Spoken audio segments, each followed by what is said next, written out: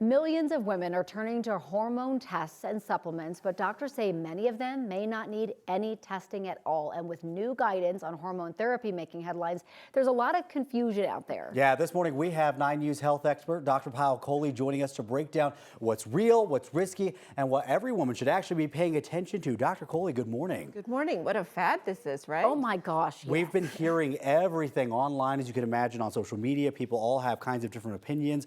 Why is it so important for doctors to really nail down all hormonal imbalances? If you think about what our hormones do, guys, there are over 50 different hormones in our body, and they all interact with each other. So if our thyroid hormone is down, it can affect our sex hormones, our energy, our hair loss, our weight gain.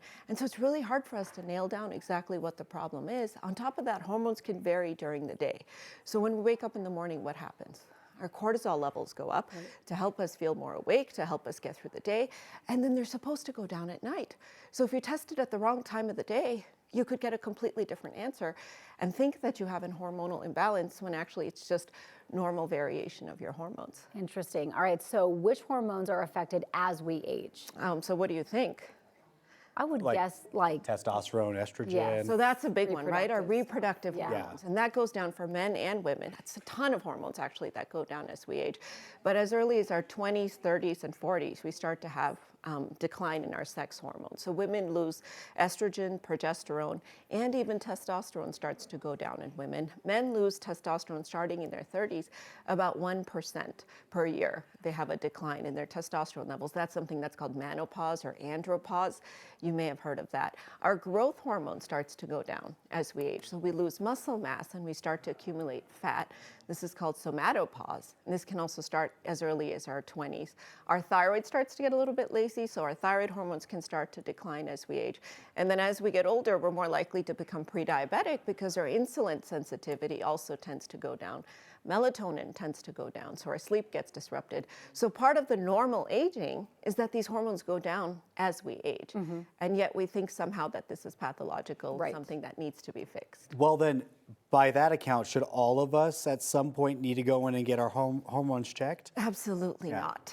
And that's what I want to drive home today. So the way that we think about hormone testing for young people is really driven by symptoms. So if you're a young person that's having abnormal symptoms, like, you're starting to, for example, as a woman have abnormal bleeding, or you're having some change in your menstrual cycle under the age of 40, 100% we need to check your hormones because that's abnormal. It could also be a sign of premature menopause, which we know increases heart disease and dementia and other types of risks. But if you're a woman in your 40s having those types of symptoms, that's normal.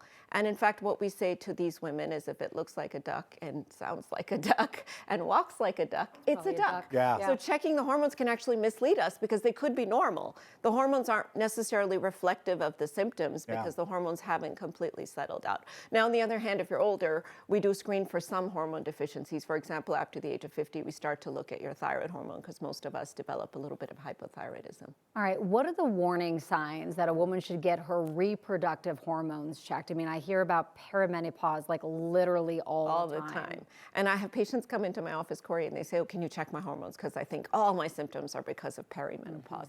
So I would say if you're under the age of 40 and having any types of irregular periods, that's a sign you need to get your hormones checked.